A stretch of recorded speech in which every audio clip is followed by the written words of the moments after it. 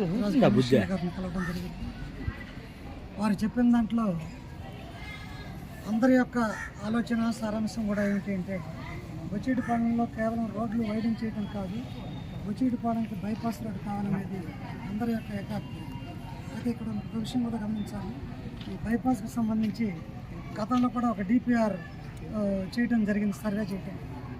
అయితే ఆ సర్వే శాస్త్రబద్ధంగా కాకుండా కేవలం బొచ్చిరెడ్డిపాలెం ఊరు ఆనుకొని మళ్ళీ రెసిడెన్షియల్ లొకాలిటీలో పోయే విధంగానే ఒక సర్వే జరిగింది.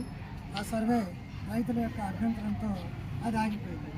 కానీ సర్వే చేసేటప్పుడు దీన్ని కూడా దృష్టిలో పెట్టుకొని, ఫ్యూచర్ని దృష్టిలో పెట్టుకొని, రాబోయేటువంటి ఒక 50 ఏళ్ళు 100 ఏళ్ళని దృష్టిలో పెట్టుకొని బొచ్చిరెడ్డిపాలెం జనావాసానికి కాస్త దూరంగా ఉండేటట్టు, బాగా విస్తృతంగా ఉండేటట్టు, బాగా వెడల్పుగా ఉండేటువంటి రోడ్డు కోసంగా సర్వే చేయాలి.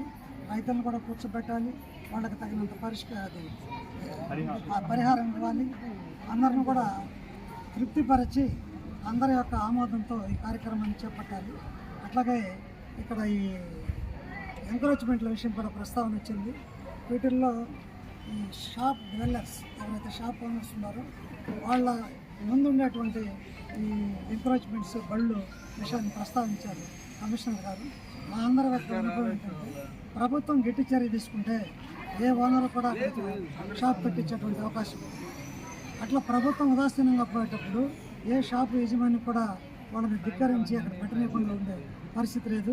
కాబట్టి అధికారులు కూడా దీన్ని దృష్టిలో పెట్టుకొని చట్టాన్ని సరిగా దాన్ని ఇంప్లిమెంట్ చేసినట్లయితే ఈ ఎంకరేజ్మెంట్లు కొద్ది రోజులు ప్రయోగాత్మకంగా ఆర్టీసీ బస్టాండ్లో బస్సులు నిలవడం కానీ, ఈ బైపాస్ రోడ్డు సర్వే కానీ, ఈ రోడ్లలో ఉండేటువంటి ఎంకరేజ్మెంట్లు కానీ ప్రభుత్వము, మున్సిపల్ అధికారులు, పోలీసు, రెవెన్యూ అందరూ కూడా చిత్తశుద్ధితో అమలు చేసినట్లయితే వ్యాపారస్తులు వారు కూడా సహకరించడానికి సిద్ధంగా ఉన్నారు.